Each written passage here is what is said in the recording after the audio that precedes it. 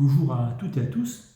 Alors aujourd'hui, André Robert nous propose un tour nécessitant l'emploi de deux jeux de cartes, un jeu de cartes à tarot bleu et un jeu de cartes à tarot rouge. Nous allons commencer le tour par le jeu à tarot bleu. On va dans un premier temps le mélanger comme ceci. Voilà. Et on va faire la même chose avec le jeu de cartes à tarot rouge.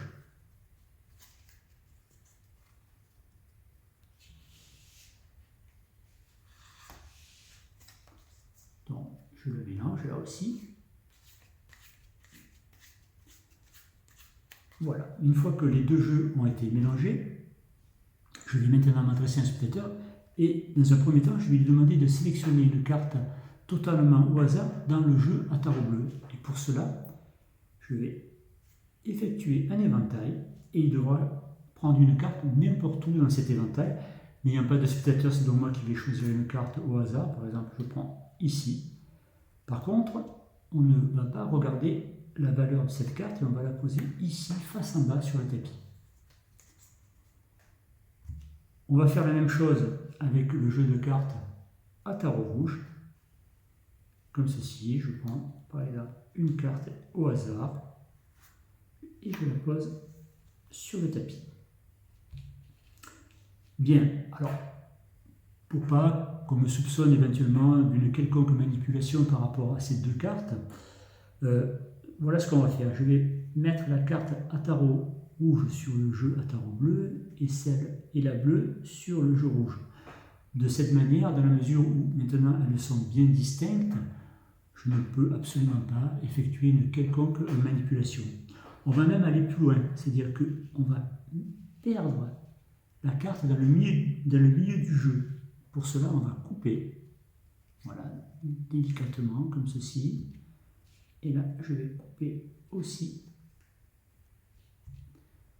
Donc là, maintenant, les deux cartes se trouvent à peu près dans le milieu de chacun des deux jeux.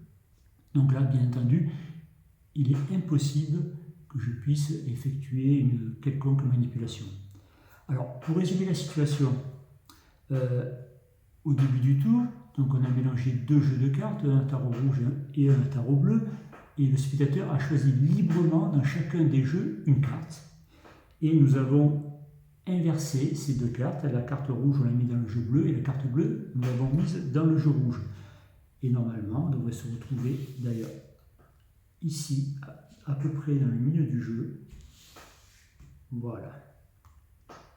Donc là, on retrouve la carte rouge, et ici, la carte bleue. Nous allons maintenant révéler la valeur de ces deux cartes.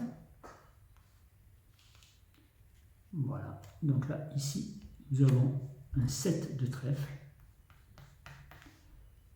Et ici, nous avons un roi de cœur. Bien. Alors vous allez me dire, jusqu'à présent, il ne s'est rien passé d'extraordinaire. Sauf que, depuis le début du tour, et avant que le spectateur ait choisi les deux cartes, j'ai au préalable mis sous le tapis, ici, deux cartes, une rouge et une bleue, deux cartes de prédiction.